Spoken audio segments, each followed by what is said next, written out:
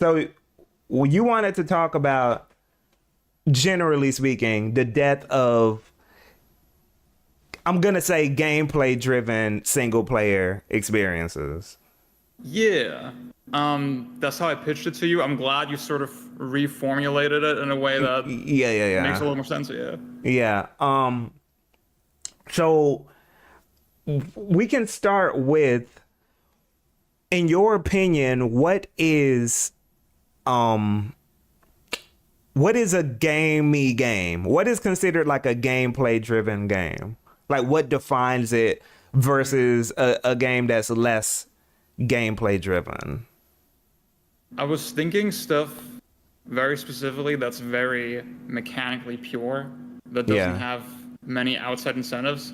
And obviously, that sort of neglects a lot of the variety that is available in the medium, right? Yeah. So, for example, like something like Elden Ring, right? That's a pretty mechanical game. You basically have no mechanical interruption, but still it has RPG elements, it has progression, it has uh, all this other shit. What's up? There's good people coming. Yeah. Yeah. Um, and I wouldn't say that that's a purely mechanically motivating experience. I think what is really lost now is these like super focused, stripped down affairs, right? Where they have literally exactly one thing, and then you do that one thing for like 3 hours, and that's it. Got you. So that's what we're. It's a strict definition, but I get what you're saying though. Like that's kind Yeah. of the framework you're working from when you say I was worried that maybe it's a little narrower than what you thought, but no, no, no, no. I think that's actually more interesting because I think that can also tie into something I think I was talking to Lucid about this, that games are now trying to focus on being these all-encompassing everything experiences, right? Without any kind of real sharp vision. It's kind of just like, okay, like how can we be everything to everybody, or how can we make something that is a little is it's not too much of this, it's not too much of that, because if we lean too hard into being, let's say, a rail shooter where, like you said, you just shoot, then some people might think that's boring, or yeah. there's not enough variety, or I don't know. But I think that is a good place to start from. So because I was kind of thinking a similar thing. Now let me ask you this: who are we talking about that that doesn't respect gameplay driven single player games? Because I feel like multiplayer is kind of a different conversation, but Yeah. gameplay driven single player games, who are we talking about that doesn't respect these experiences as much? Are we talking about publishers? Are we talking about critics? Are we talking about consumers? Like, Yeah. or is it different levels for each thing in your opinion? I think with the latter, you're definitely on the money. It's gonna sound very general if I say it like this, but I do think it's the industry as a whole. Yeah. Like the way I always frame it in my mind is like, imagine Street Fighter 4 like getting Game of the Year or something. Like that's like that happened back in 2008. That's never gonna happen again. Yeah. Like as a general Game of the Year. Yeah. Uh, the the level of like expectation and sort of I guess envy for like acclaim is so different now, right? I feel Yeah. like, I mean, we always joke about it though, like, okay, Game of the Year at the Game Awards, it has to be FromSoft game, has to be a Nintendo game, or it has to be like a Sony game. Yeah. It's like it has to be one of those three. Uh-huh. And um, like ironically, I was saying earlier, okay, the space of games is so varied, and that's kind of what's cool about it. But ironically now, because of the super like Oscar baity, as I like to call it, Yeah. angle, it's gotten actually way narrower, you know? Yeah. Again, it's a very general answer, but Yeah. I was like you said, thinking, it goes different levels. yeah, it's different levels. I was thinking about that when you say Street Fighter 4 winning game of the year, right? Um and when you talk about the aspect of games kind of shooting to be Oscar bait, right? There's two levels to this, I think. One is, and I'll ask you, but these are my thoughts on it. On one hand, I agree that when we look at the industry, air quotes, and how they view what games are considered important, right? They kind of lean more towards the Oscar baity, prestige, everything for everybody games, right? Yeah. But when I look at casuals or like regular people, right? I feel like there's a different level of how they engage with games that is still very much, yeah, I can just play, what's an example? Like Angry Birds or That's a gamey game. yeah, it's a gamey game. Angry Birds is a very gamey game, and I can play these kinds of experiences and be fine, like, and be satisfied, right? So I'm not. Do you agree with that sentiment that like, this is more of like a thing in the enthusiast bubble that's happening, where like the gameplay is seen as less prestigious versus like casual like normies and how they engage with games. Yeah, I think, if I just say flippantly, right? Yeah. If you think about normies, they probably don't think that hard about it, right? They just play whatever's fun. They want something on while they're talking to their friends, and that's totally Yeah. fine. Like it's the same way you consume music on the radio or something, or Yeah. you fucking. They had like a free showing of Godzilla X Kong yesterday that I went to, and it's like it's the most stupidest fucking thing ever. It's like, but like it's like part of being human, just going out having like casual experiences that you don't think too deeply about. And then Yeah. I think for that type of person, it's like as long as they have a game that they sort of enjoy, it's like whatever. It really is more of a conversation in the enthusiast bubble. I think that you have the I guess the willingness for games to be seen as something artistic, right? Yeah. But then you can see the artistry in something like Angry Birds or something, right? Or Yeah. I mean, the example that I like is Tetris, right? To me, Tetris is very artistic. It's I like the fact that I'm exploring the system and the mind of somebody else, that they Yeah. they created this like really intricate thing. Yeah. That's one of my favorite things about games. And like I think Tetris, ironically, it's so old and like so classic now that maybe it is respected that way, kind of. Yeah. I just remember, I don't know if you saw this. I think a couple of years ago, some website did like a top 100 games or top 500 games list or some shit, Yeah. and they put Tetris ahead of Mass Effect 2, and I saw like a mini outrage on Twitter over that. How the fuck can you put Tetris over Mass Effect? It's like, it's not a meaningful game. It doesn't mean anything. It doesn't say anything. It's like, Interesting. yeah. Interesting. That's the type of shit, the type of sentiment I'm talking about. Yeah.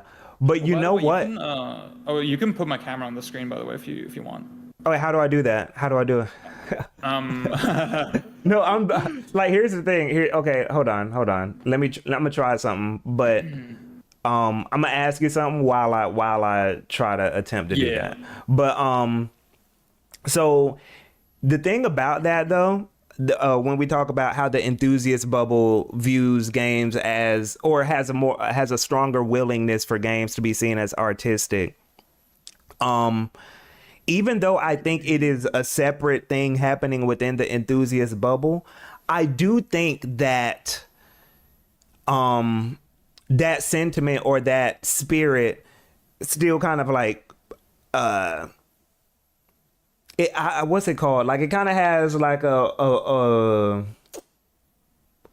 there's like a contagion effect where like it does kind of indirectly affect like casual players in terms of like the games that casual people may view as like important or more serious, you know what I mean? So for example, I know some people will be like, oh, if you want to show your friends how cool gaming is, then you show them Last of Us or God of Yes. War because it reminds them of like it's so serious and hardcore, and it reminds them of like blockbuster movies, or and it has like this story, you know, when we talk about even making casuals into more enthusiast consumers, that kind of thing, I think that's when that conversation of what games are seen as more artistic or can be taken more seriously like comes into play, you know. But yeah, that so let me ask you this. Do you classify stuff like Elden Ring or yeah, let me just say Elden Ring. Do you classify stuff like Elden Ring as gamey? Would you say that's a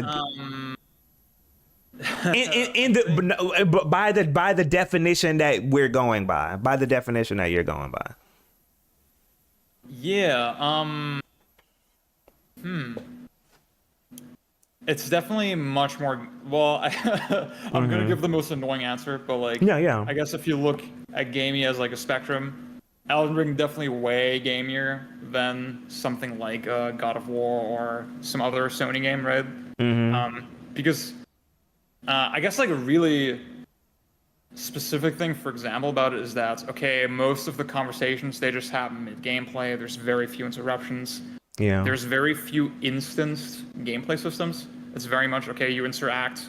You have your character controls. That's it. You interact with those mechanics with the entire game. It's not like again Uncharted or something that like constantly switches gears and like, oh, you have QTs for this thing, QTs for that thing, and then maybe some more seamless interweaving of cutscene and gameplay and all that shit. Yeah. So definitely way more on the gamier side. But then I think someone who likes Elden Ring, it doesn't guarantee that they will find a lot of enjoyment in like Tetris or something, or I don't know, some other recent game like Sifu, right? Which is also a very stripped down arcadey experience. The arcade definition came up in the chat, and like I didn't want to make it that narrow. But that is sort of interesting to think about, right? That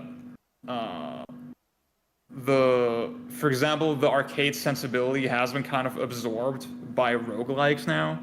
And the reason that works is because roguelikes have all this other shit. They're very gamey games, but then they have this other shit that like motivates you. Yeah. Just like Elden Ring, for example. So that's another angle we can sort of get into as we go along. But yeah, that's something I'm very interested in. Yeah. So let me read through the chat right quick. So Yep. someone said, not gonna lie, these discussion streams feel like listening to actual people rather than NPCs like on Twitter. I'm trying. We're trying. Game releases as a social event. Like a summer blockbuster isn't good per se, but it's made to have mass appeal. Yeah, dude. Yeah. Scott and Fortnite. Like, why not? Gary Snell, what up, man? On the game of the year topic, how do you two feel about a game like Baldur's Gate 3 getting unanimous praise in terms of its focus on gameplay? Also, hello Ziad, it is Gary. What up, Gary? Yeah. What do you think about that, bro, though? It seems like a very impressive game. But it does meet all the criteria, you know, like ooh, important big game, ooh, so reactive, ooh, so much story, like like it's again, it's not my kind of game at all, I think. Yeah. But it seems very well done for what it is. It's weird, right? Because like on the one hand, I do think the type of shit that I gravitate toward gets really neglected in the industry. But at the same time, I don't want to advocate for that by shitting on other stuff, sort of by proxy, you know? Yeah. That seems unnecessary, right? I think both should just coexist. No, that's an interesting point. But the other thing too, when we talk about like gaminess, right? I'm still trying to figure out this window thing while we're talking to. But like when we talk about like gaminess, I feel like there's two versions of Carol said, I love the way he had to squeeze in a little hater towards but no, but there's two layers to gaminess, right? Like I think there's the gaminess in terms of what you said earlier, where it's like the mechanics themselves, right? Like what you're doing in terms of like interactivity is what is driving the driving force behind why you're playing the game. And then there's that other layer of gaminess where it's like the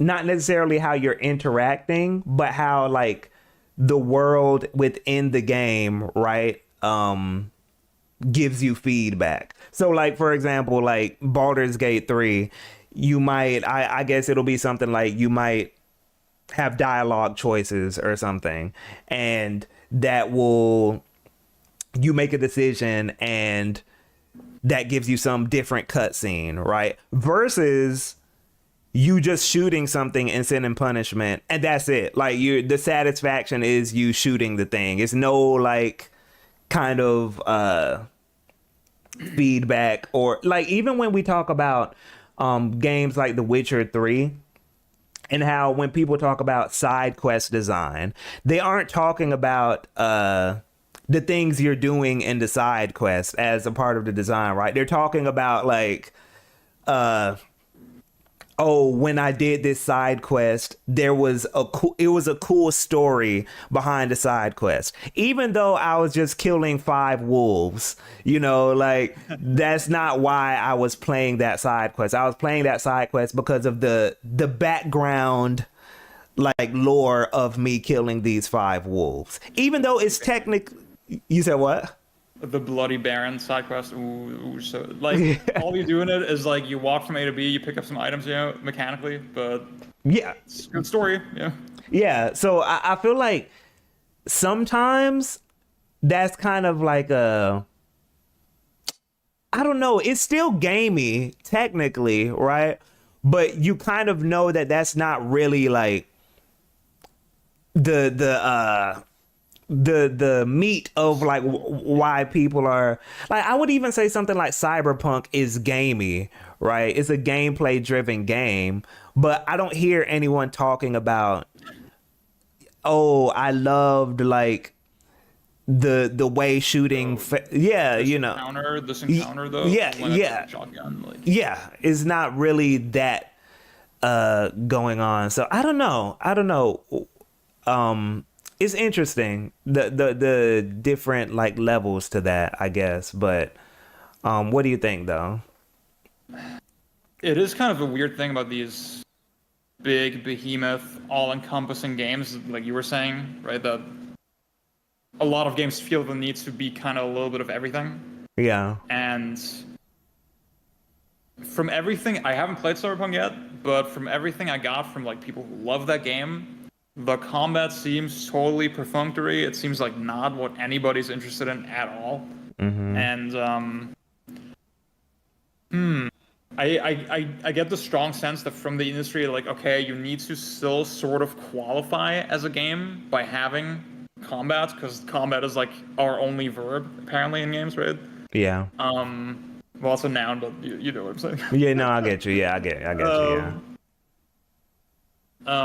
But then clearly it's not what anybody involved in the production was actually. Well, I don't want to say that so flippantly, right? I don't really know that, but it seems like it was not their main focus. It seems like it was not what they were interested in. I have friends who like Cyberpunk is like one of their favorite games, and they say, yeah, it's like basically the most expensive visual novel ever made, you know?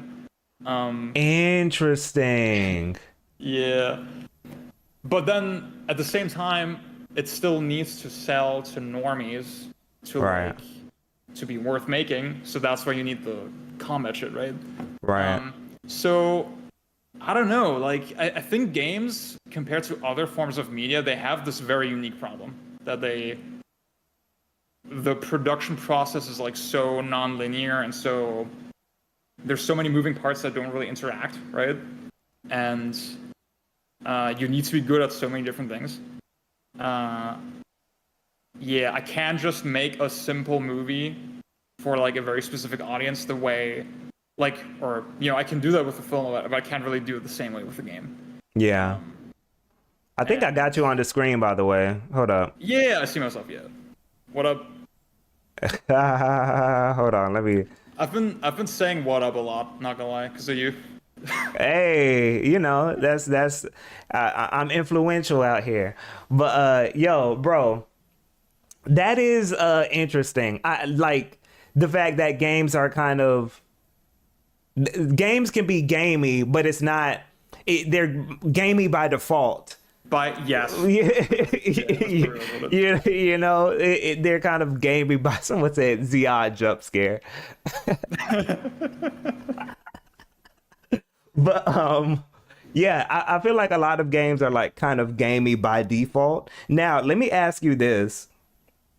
Um why why do you think people, when you said the situation about someone putting Tetris over Mass Effect 2 and there being kind of like a mini outrage about that, why do you think people don't why do you think people don't care about gameplay driven experiences as much as they care about the prestigious I don't know how to describe those, but non gameplay driven experiences? Yeah.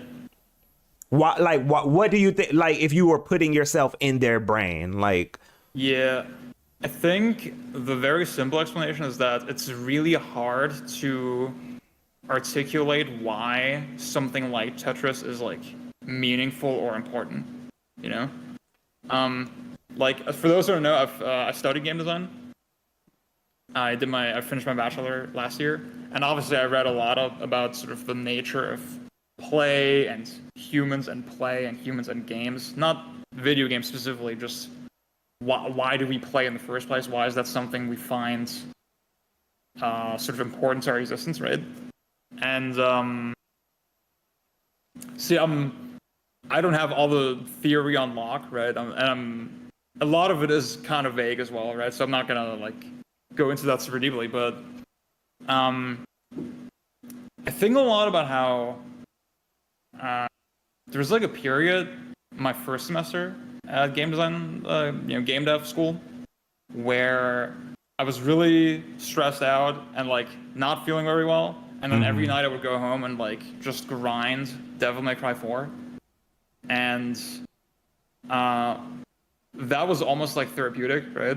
The way I had this like little sandbox to myself where I could try some things, but also, it was experimental and creative, but also challenging. And that's like such a unique mix of things that you don't really get in anything other than a digital game. Yeah. And I said a lot of words just now, but then still, to someone it might still not register why that was important or meaningful to me. Yeah. The way fucking Schindler's List or something.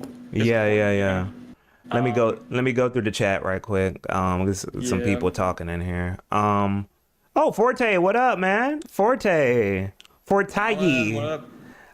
Alan, your tweet is like what sparked this about Metal Gear Rising. Oh yeah. Adam Burns, because we're gonna go through the chat before we move on. But like Adam Burns said, what was the last simple game that won Game of the Year? That's a great question. Yeah, that is a good question. Ironically, you know what it is? Overwatch. Oh, you know what? That works, yeah. Overwatch was and that's why I said multiplayer is kind of like a separate conversation, because I think there's several things at play with like why people are fine with like gameplay driven experiences like with multiplayer. Like Yeah. I think it's When I pitched it yeah. to you, oh sorry, when I pitched the topic to Yeah. you, I specified single player because I Yeah. also felt that difference, right? Yeah, there is a difference going on there. So yeah, I'd say Overwatch, but because it's multiplayer. Now, if we're looking at the last single player game that won Game of the Year, that was like a simple kind of experience, I guess It Takes Two, kind of. I mean, it's co-op, but Co- but you know okay, what? I yeah, sort of get what you're saying though, yeah. yeah. Yeah, it is co-op. Yeah. Yeah, but like it is, it is a sequence of challenges that you go through kind of linearly, Yeah, so yeah. it sort of Yeah. qualifies. Yeah. That's interesting. D&D license carried a lot of that's a good point. D&D license carried a lot of Baldur's Gate 3 reception.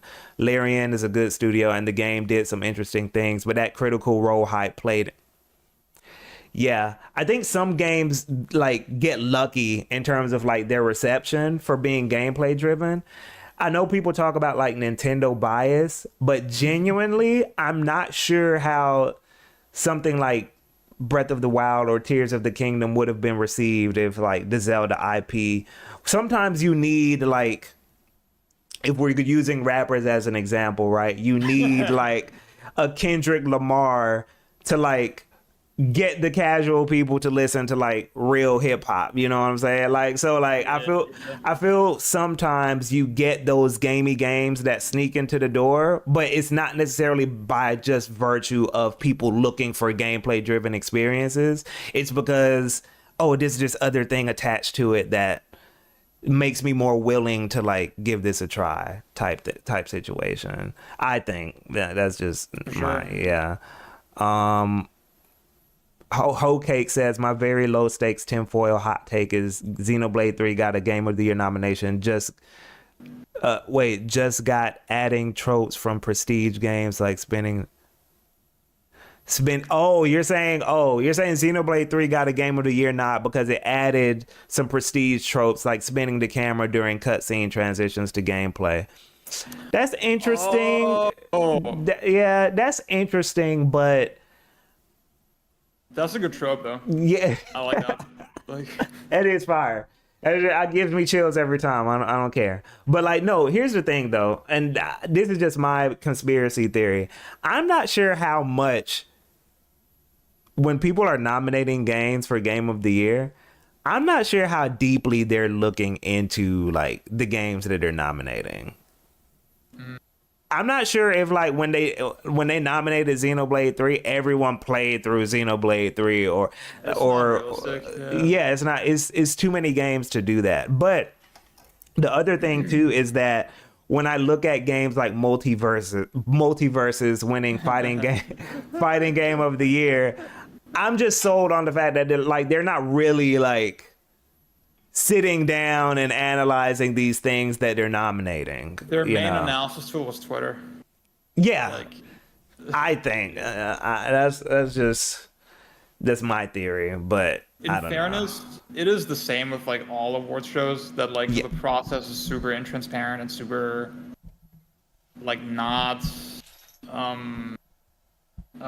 rigorous, I guess. know. Yeah, With the Oscars, like it was such a meme that Better Call Saul, for example, never got any awards for anything basically throughout this whole run. yeah, And it's like, yeah, that sucks, but also, well, it's like a 5-season show. At some points, it's just too hard to catch up.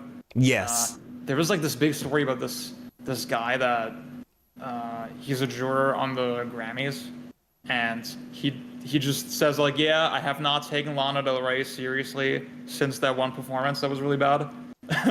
yeah, And it's like, well, he's never gonna change his mind. He's never gonna listen to anything else. So it's like, is that really Yeah. fair or fitting of like the criteria? No, but like, yeah, it is how it is. yeah. Lucid says, I know this game is taboo. Destiny 2 The Witch Queen does great in the stage diversity department, specifically that expansion. I can't vouch for the rest. Hey, Side note, I played through the entire vanilla version of Destiny. Good game. Not a bad game. It's not bad. It's not. I played through that vanilla version when it came out, but yeah, it was a decent. Bungie is really good at like making games feel just good to play kinetically, just on a just feel level.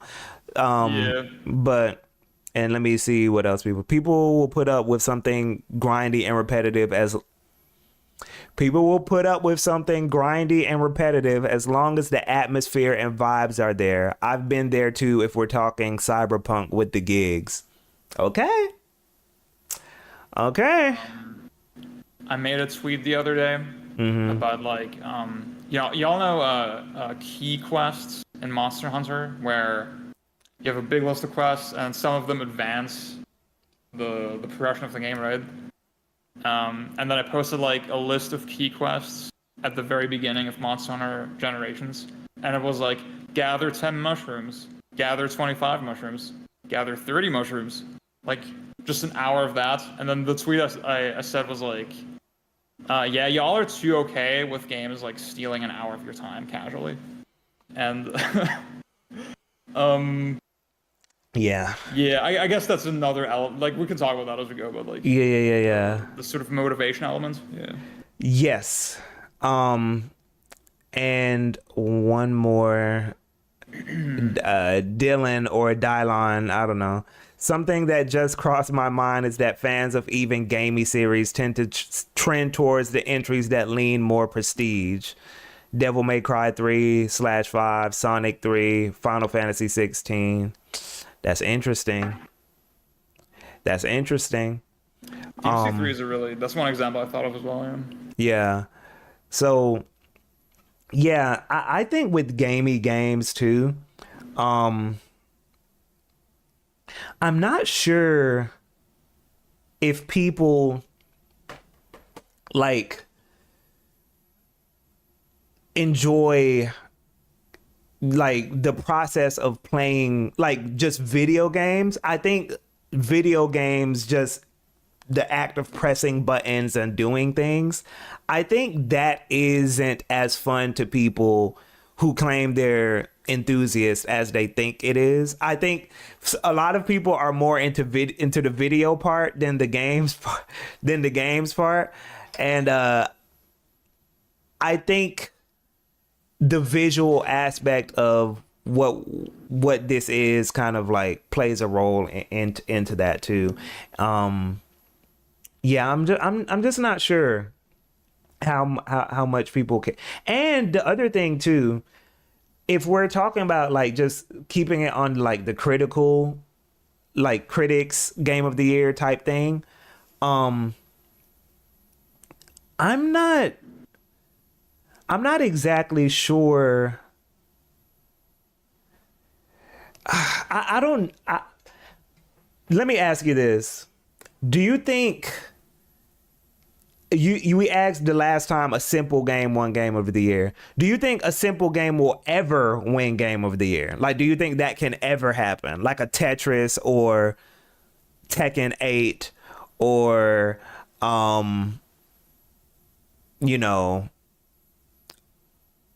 Galaga or something, like, do you think something like that can ever win? If we're talking really that simple, I'm very pessimistic. Yeah. I think so. I mean, Sifu is like a game that came up a couple times, and obviously that didn't really clean up or anything at the awards. Yeah. But I think that game is interesting because it found a way to trick a pretty big audience into playing basically an arcade game, right? Yeah. And we can talk about it later, but like, it sort of found a way to not dilute itself with all the modern like progression, fucking whatever bullshit. But then still be really satisfying to people who like Souls games, who like roguelikes even. I think I think if you approach the issue from that angle somehow, right? I mean, again, to get more specific with Sifu, it contextualized the whole thing in a really clever way in the narrative. Yeah. And I think you probably need something like that. I think that's sort of the X factor. I think Yeah. maybe something like Hades is also like I don't like Hades at all, and I Yeah, yeah, do yeah. think Hades has like a lot of extraneous stuff that's like supposed to be motivating. But you could sort of look at it as a similar case on that spectrum where like okay, You have to trick people. it is mechanically a focus game. It is like okay, you just go and do runs. It's kind of like an arcade game. You just do combat, but it still is seen as this very prestigious thing. Yeah. And yeah, I mean that did win Game of the Year that year. So I think with some trickery you can do something. I think if you keep it super pure, probably not. Yeah. Now, do you think this is a bad thing? Ooh. That like a pure game can't. Yeah. I think you could make a strong analogy to the music industry where, I mean, I think James Blake talked about this, where a lot of artists have to do all this fucking shit they don't want to do Yeah. Okay. Yeah. because the music itself doesn't make money, right? Yeah. It's sort of, I see a parallel there, and from that angle, no, I don't think it's good. Like, as a developer myself, I would rather just be very pure in my design and my intentions in the actual exact thing that I want to do. I don't want to have to invent all these schemes to trick people to play my game. Yeah. Yeah. So that's sort of silly. Yeah. Yeah, no, and when you say now that as you're saying that, I think a lot of the time too, these things like indirectly hurt games in ways that people don't realize, So when we think about games that, like you said, waste your time or give you these kind of like extraneous things to engage with that don't really add to the core experience that would that you're playing the game for, right? Like what's an example? Like how some games have the slow walking sections, right? The slow walking sections aren't necessarily there because people like slow, like no one is sitting there like, oh wow, I'm having so much fun with no control over my character pressing forward on the analog stick. But that's there because developers have this idea in their mind that like, oh, that makes it more prestigious and immersive and cinematic, so we're gonna add this in there to really make it into Oscar bait. Yeah. And I think even though people say a lot of people say they hate things like the slow walking sections in games, right? But when you aren't willing to respect games that are just pure, that are just like, oh, we're just gonna get straight to the point, we're not going to add any fluff, we're not gonna add any kind of spectacle to this situation, we're just gonna, here's the game, here's the levels, that's it. When you do get those types of experiences, like people shit on them, or they don't see them as like, oh, those aren't like big boy games. Those are like, those are silly, basic lower level games, Yeah. Yeah. Hold on. The last game I played that had an interesting mechanic to me was Gravity Rush. I just never finished it and canceled my. Oh yeah, Whole Cakes. Yeah. Oh, the slow walking and Yeah. Yeah. Yeah. Those things are a part of the fluff that developers I think have to. I think I think it's also, there's no statistics to prove that it's a bad thing, right? To have slow walking, that's a harmful thing to your game, right? Like, Yeah. it's really fascinating. I researched completion statistics for Sony games for my thesis last year, Yeah. and I was kind of shocked that they were pretty high. Like, I think for Last of Us 2, like 70% of players had the trophy for beating the game. God Yeah. of War, 70%. Spider-Man, 70%. And it shocked me because it was a meme for such a long time that people don't finish games. That like the majority of people who buy and purchase games, they don't actually see them through to the end. I think GTA 4 was a really big example of that, where it had the most insane discrepancy between people who bought it and people who actually got far into the story. Yeah. So, and then obviously sales and critical success and all that shit, right? When you all add all that up, there's nothing really telling developers that, yeah, maybe this isn't a good way to tell a story, maybe this isn't a good way to design our games. They're only getting positive feedback. So, Interesting. I don't know. Interesting. So how do you feel about slow walking sections, you personally? Bad. There's no reason to ever do it. Yeah. I mean, I think anything that sort of, if you ever break sort of direct control from the player, or like break away with the sort of default set of actions, my default way of interacting with the game, I think you have to be really careful with that and have a really good reason for it, you know? Yeah. And the majority of the time, it feels like it's just in there because that's how we do it, right? I'm trying to think. Should I spoil Metal Gear Solid 4? Most of y'all know the thing, right? Yeah. I haven't played Metal Gear Solid 4, but I'm never gonna play it. So go. Okay, yeah. Most of y'all remember the thing with the microwave tunnel at the very end, which plot-wise is like kind of suspect, right? But like, essentially, Snake has to crawl through this insanely hot radioactive tunnel, and the way they do it, and like mechanically, it's stupid, right? Because you're just holding up and you're mashing buttons, right? But they use the split screen perspective to show what the other characters are doing, how they're kind of suffering, how they're dealing with the situation, and basically to imply, okay, this is why Snake is like fighting and why he has to push himself to the limit. Mm-hmm. And like at that point in the story, you know, he's like constantly on the brink of death. He's getting older and older, weaker and weaker. I think for that isolated moment in that specific context, it was really well done and made sense. Mm-hmm. It's not going to be impactful to play a second time, which I think is a problem, kind of. Yeah. I do think that's a problem.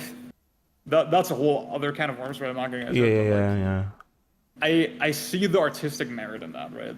Yeah. So I don't want to be an absolutist, but overall, in most instances, not a fan. Yeah. So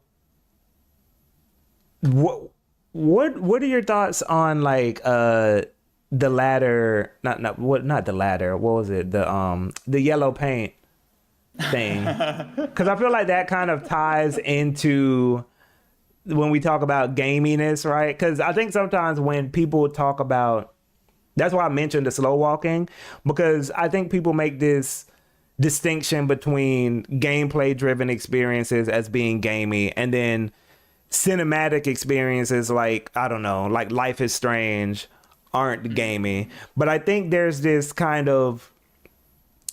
spectrum of things going on, right? So a game can be gamey for the most part, but then have these moments that like are inserted to like dilute the gaminess, right? So when I think about climbing rocks with yellow paint that are, you know, for a section that you're not going to get lost, you know, it's like, yep, you're obviously not going to get lost climbing up a predetermined path of rocks, right?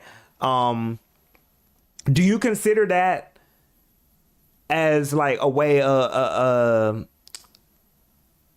like a version of gaminess being diluted, or like is that like a less gamey experience when moments like that happen, like including like the stuff like the slow walking or like, you get what I mean? Yeah, totally. The slow climbing and something like Rebirth, it feels like it's done in the interest of some way of variety, right? It feels like a different type of traversal, like a different type of gameplay experience. Yeah. And it actually does tie really well into like what we were talking about, because I think I said at the start, yeah, if most games just really hone in on their one fleshed out mechanic, on their one fleshed out gimmick, no game will be longer than 3 hours, right? Yeah. Which it's a little bit hyperbole, but like it's sort of true, right? And I think Yeah. you can see the boardroom meeting, right, where it's like, okay, people would get fatigued, but just back to back. Combat is our only fleshed out gameplay system, but we need something in there because people get fatigued, they expect a longer game, blah blah. And then making a gameplay system is really hard, right? Making a fleshed out set of mechanics that interact and stuff is hard. So you do like the simplest thing possible. You make some canned animations. You make some reusable assets that you can sort of reconfigure in different parts of the world. Blah blah blah. And when I look at it from that angle, yeah, I do think it's done for a not good reason and in a not good way. Right. And I mean, with Yellow Paint in general, I'm a little bit of a centrist. I've argued sort of from both ends of the spectrum a little bit. Yeah. I thought like it's a totally different kind of thing, but in the Resident Evil 4 remake, for example, okay, for the sake of telegraphing stuff that's actually mechanically important, I think it's fine. But in Rebirth, it just pissed me off because like you didn't even have to put the wall there. Yeah, you could have just Yeah. made a hill and it would have been easier and faster to walk. But no, you were more interested in sort of the spectacle of like, oh, I'm climbing this fucking wall. I'm doing this 30,000 times in this 80-hour game. Yeah. Yeah.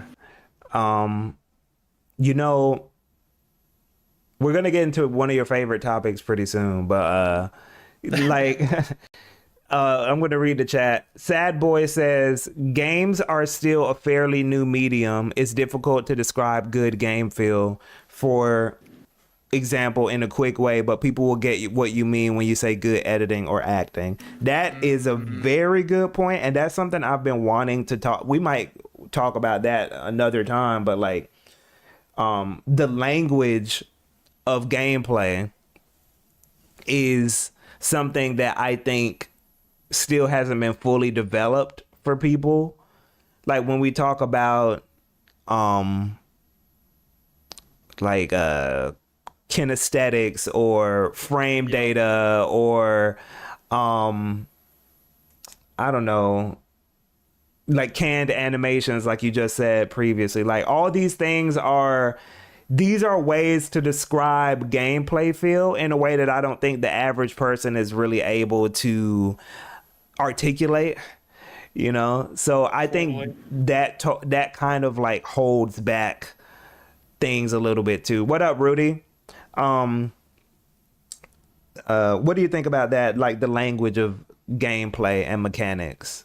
It's funny because like I'm always happy to clear up confusion in that regard, right? Like I regularly get people ask me, hey, what does this mean? What does that mean? What do you mean with that?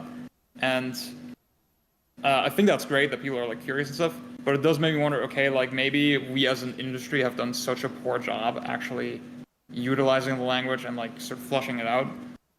And the game feel in particular is a really funny topic because it comes from a book by Steve Swing of the same name. The book is just the name of the book is Game Feel.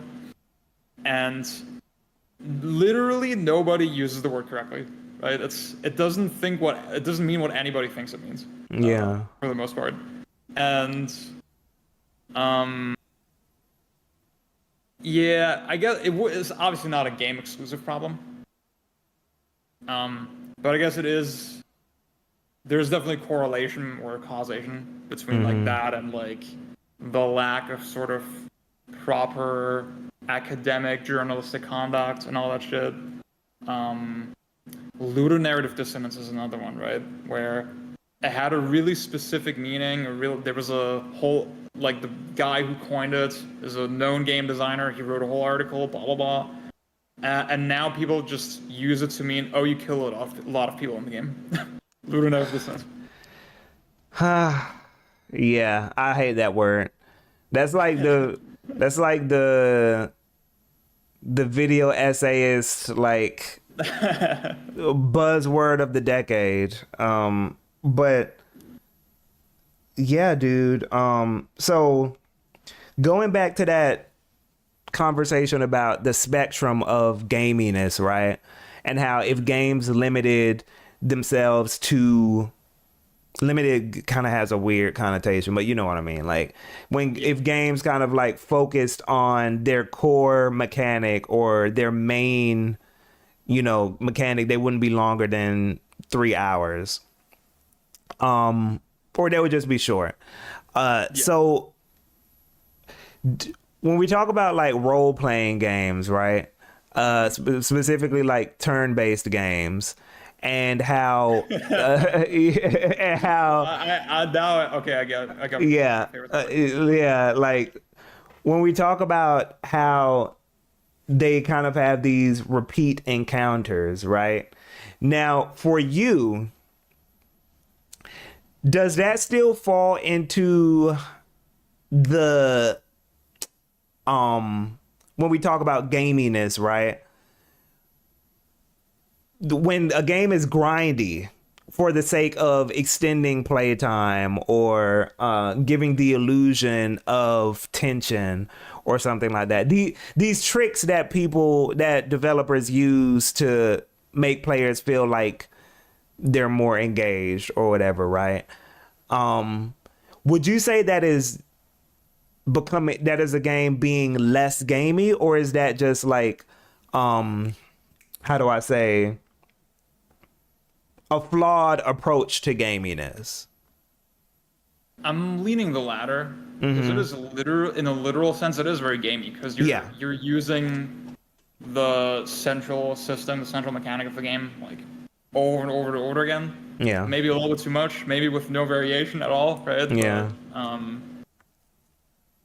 yeah, I guess you could maybe say, okay, it stems from a general lack of like rigor and restraint, maybe, that a lot of designers maybe aren't willing to question, okay, maybe is this even the best way to do this type of experience? Maybe we could restructure this in a way that makes